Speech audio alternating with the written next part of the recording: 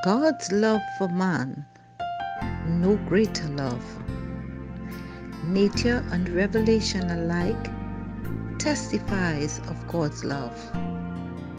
Our Father in heaven is the source of life, of wisdom, and of joy. Look at the wonderful and beautiful things of nature. Think of their marvelous adaptation to the needs and happiness not only of man, but of every living creature. The sunshine and the rain that gladdens and refreshes the earth, the hills and seas and plains, all speaks to us of the Creator's love. It is God who supplies the daily needs of all His creatures. In the beautiful words of the psalmist, he says, "The eyes of all wait upon thee, and thou givest them their meat in due season. Thou openest thine hand, and satisfiest the desire of every living thing." Psalms 145, verses 15 and 16. Such love is without a parallel. God is love. It's written upon every opening bud, upon every spear of springing grass, the lovely birds making the air vocal with their happy songs, the delicately tinted flowers in their perfection perfuming the air, the lofty trees of the forest with their rich foliage of living green, all testify to the tender, fatherly care of our God and to His desire to make His children happy.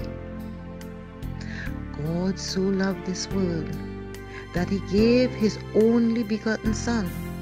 He gave Him not only to live among men, to bear their sins and die their sacrifice. He gave Him to the fallen race. Christ was to identify Himself with the interests and needs of humanity. He who was one with God has linked Himself with the children of men by ties that are never to be broken. God has bound our heart to Him by unnumbered tokens in heaven and in earth. Through the things of nature and the deepest and tenderest earthly ties that human heart can know, He has sought to reveal Himself to us.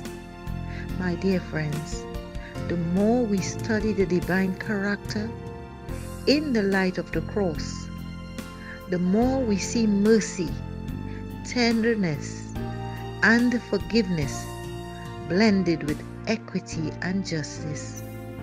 And the more clearly we discern the innumerable evidences of a love that is infinite and a tender pity surpassing a mother's yearning sympathy for her wayward child.